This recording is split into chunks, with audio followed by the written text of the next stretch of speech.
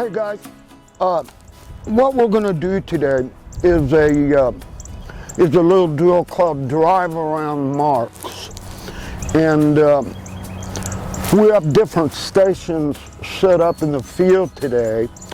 And now I know a lot of you guys know all about this stuff and use them probably all the time. I know I do, and but there's a whole lot of people that don't know.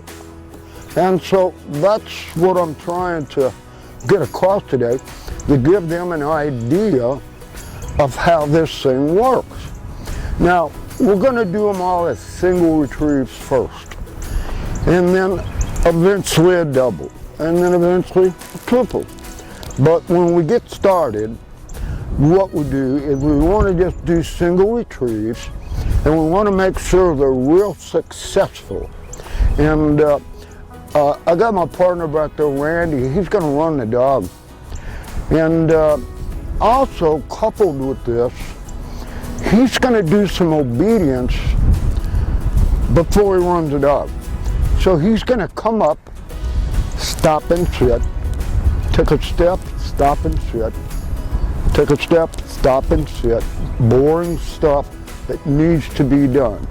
They don't need to race right up to the line and blast off like a bunch of hooligans. So this little dog he's got is just about 10 months old and just full of beans, so he loves to go. So these kind of dogs especially need that kind of work. They all do. And it only takes a second or two to do it. And a lot of people just let them pull them right up to the line, and then they start, wave their arm, got those birds, dee-dee-dee-dee-dee. So we're going to take our time, and we're going to try to do this in an orderly fashion, and we're going to get started here in just a second. Now you see he's taking a step or two and then stopping.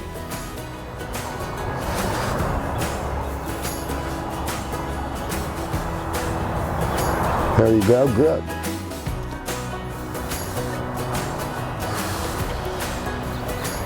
Very good, very good.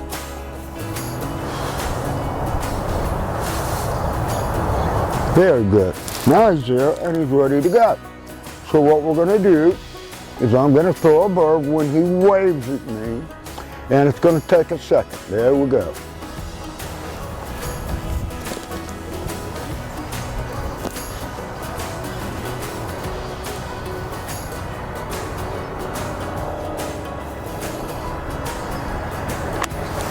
Very good. Good job, Andy.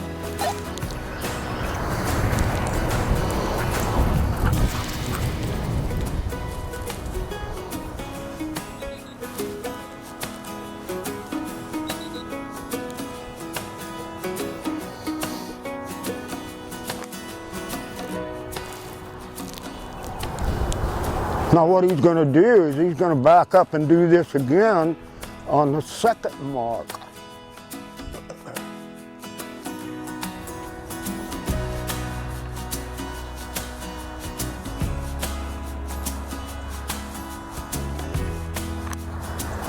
Good job, Brent. Now take your bumper back with you and walk back up again. We're going to go to the second station.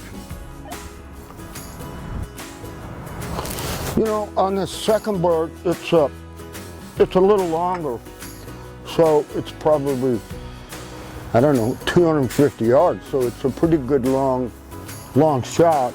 So what we're going to do when he gets about halfway here, we're going to give him a helper bird, because I want him just to step on it.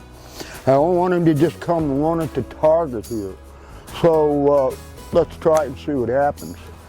Go ahead, Randy. Yeah, walk up, stop, walk up, stop, walk up, stop.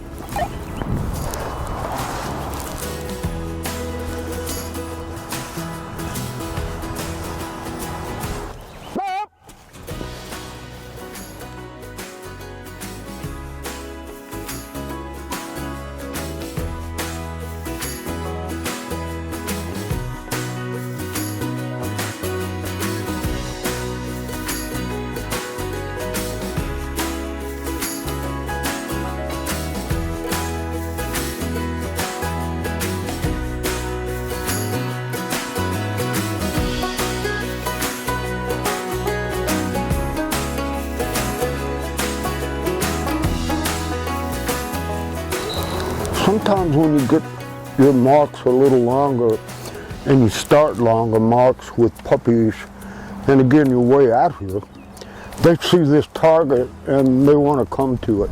So what you want to do is either a fire drill, which means that you just keep throwing bumpers, or a helper bumper, just like what I just did. Now we're going to move to another station. And you can see how well he's doing with this little obedience stuff. And it pays off. Oh, it's so good.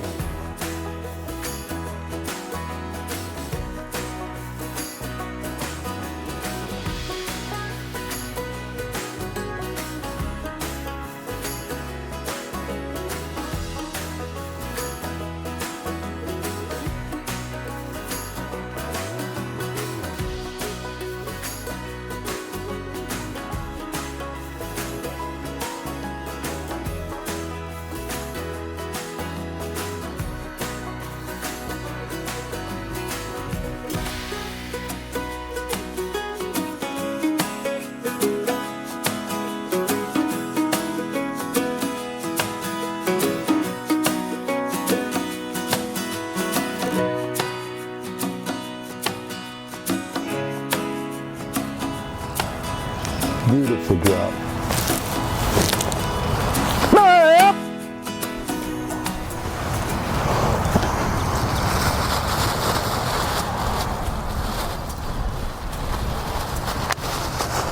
Good job. Good job, Randy. Start calling. Whistle.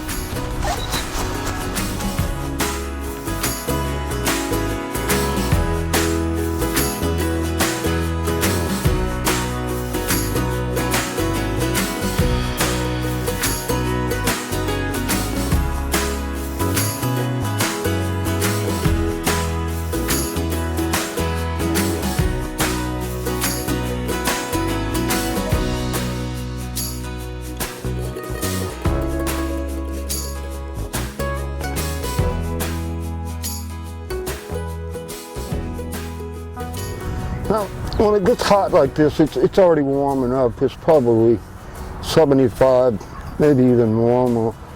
And these dogs, these young dogs, they come back, they drop it or that. It's part of it. And you just keep going, and that's all it amounts to. So this little dog did real well. Now, eventually, what we'll be able to do is we'll do it as a double. We may even move up a little bit to do it as a double. And as you can see, Randy's good job, Randy. Just let him sit there for a while. He's still doing obedience. You see, he's still working on control, and this stuff is control, especially with these big high rolling dogs, and they need this obedience and this kind of drill constantly. So this was a good little start for this, and I'm real pleased. A huge part of training people don't always comprehend is training the handler, have the pro teach you his mannerisms and techniques, so the dog doesn't become confused when he suddenly goes to a new handler. And so it's been invaluable talking with Mike on the fine points of the dog being relaxed, being positive, and yet learning the mannerisms that we both have and keeping them as similar as we can. So the dog remains real positive and doesn't get confused because of some nuances that the owner may have that are bad habits. The theory that Mike uses with Bill Hillman, two of the best trainers in the country, are these two guys. They play a game with these dogs, so the dogs are happy, and they get hooked on the retrieving and the nuances of the trials and the retrieves, which is fun to them and something that you're not forcing them into, something they're uncomfortable with. And so it's been invaluable for me, although I've run dogs for many years, to see the fine points that Mike has instilled in this dog and how positive, how laid back he is, and just what a solid retriever he's going to be.